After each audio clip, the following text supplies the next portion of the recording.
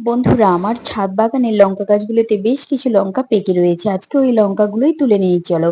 এই লঙ্কাগুলো তুলে নেওয়ার পর বেডগুলোকে ঠিকঠাক ভাবে রেডি করে শীতের গাছ লাগাতে হবে। আর দেখতে দেখতে আমরা তো প্রায় আগস্টের শেষের দিকেই চলে এলাম। এরপরেই সেপ্টেম্বর। আর অনেকেই তো চন্দ্রমল্লিকার চারাগুলো এখন থেকেই লাগিয়ে দিয়েছে, আমার তো কিছুই হয়নি। এত বর্ষা হচ্ছে প্রতিদিন, এবেলা বর্ষা, ও বেলা রোদ্র, ও বেলা রোদ, এবেলা বর্ষা।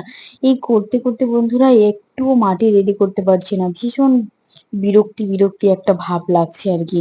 যদি সময় মতো যদি কোনো গাছ বসাতে না পারি, সেটা নিয়ে একটা তো কষ্টই হয় মনের মধ্যে, তাই না? তো বন্ধুরা দেখো, তোমাদের সঙ্গে আমি গল্প করতে করতে আমার ঝুড়িতে বেশ কিছু লঙ্কা তুলে নিয়েছি।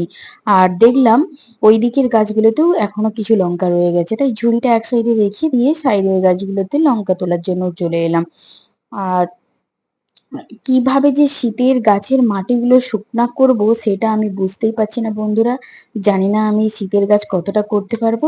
তো দেখো, আমার যে লঙ্কা তোলা কমপ্লিট, প্রায় এক ঝুড়ির মতো লঙ্কা, এক ঝুড়িতে একটু কম হবে লঙ্কাগুলো তুলেছি। এবং এখানে বিভিন্ন রকমের লঙ্কা আছে, বুলেট লঙ্কা আছে, গুল লঙ্কা আছে, আর ওই বাজার থেকে কেনা সরু লঙ্কা আছে। তো দেখা হচ্ছে নেক্সট ভিডিওতে। টাটা আজকের মতো।